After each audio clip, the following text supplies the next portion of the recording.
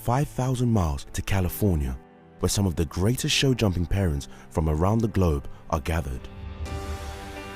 This year, the Longines FEI Jumping World Cup North American League visits 8 different venues, with packed-out arenas providing the stage for displays of strength, agility, and extraordinary horsemanship. But as the curtain falls here in Sacramento, for America's Kerry Ruther and her dedicated team, the hard work is just beginning as they prepare to pack up and move on.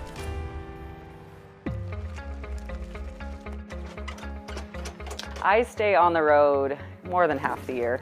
This year I was 3.5 months in Florida, and I've probably been on the road for 8 weeks since then, just all different horse shows. So it's a lot of travel. It's a traveling circus, right? Are we leaving soon? Yes, we are. Right now we're packing up things like blankets, the halters, bridles, all that. And stuff, even stuff, like hoses, things like that need to be disconnected. Feed, supplements, all those things. And it's really important to keep all that stuff organized because when we get home, we're gonna need them as well. This is just like the lifesaver, I think, of any rider who has one. They love it. Yeah, we've got blankets, half pads. We've got show accessories up here like chain leather leads. These are all extra leather pieces, different pieces of tack that you might need. Got all the saddles in there. Everything will get unpacked and put back in the tack room when we get home, but it's nice that you don't feel rushed to have to do that when you get home because you still have it organized in the box. About 1 million brushes, fly spray, all that kind of stuff. So it's a lot of little things that luckily have their own place. So when you go to pack up, you know exactly where it goes, gets locked up, and then sent on its way. We have a really great 6-horse bloomer trailer. I actually had it custom made when I was hauling the horses. So I used to do the hauling and the packing and all of it myself. I'm one of those people, I really believe that in order to truly appreciate what other people do, you need to kind of do the job yourself a little bit. I've owned it for about 4 years now and I just love it. Drives great and the horses are comfortable in it. They get to travel in California box stalls. Always have access to water. They can put their heads down. It's just really safe for them to travel. Brian, good week.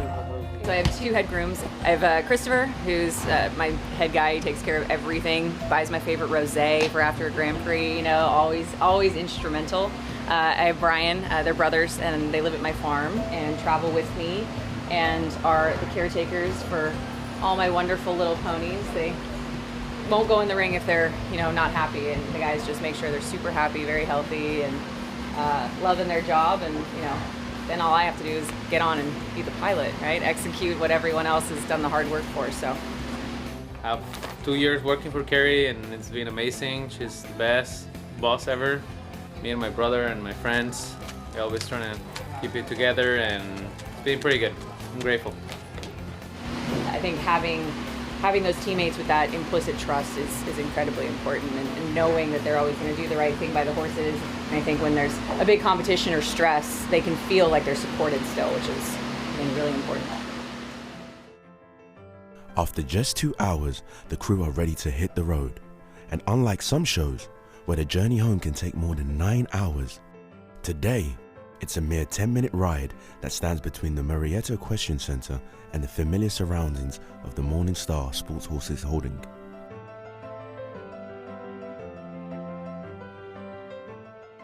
I think they always know this is home. This farm in particular is incredibly peaceful.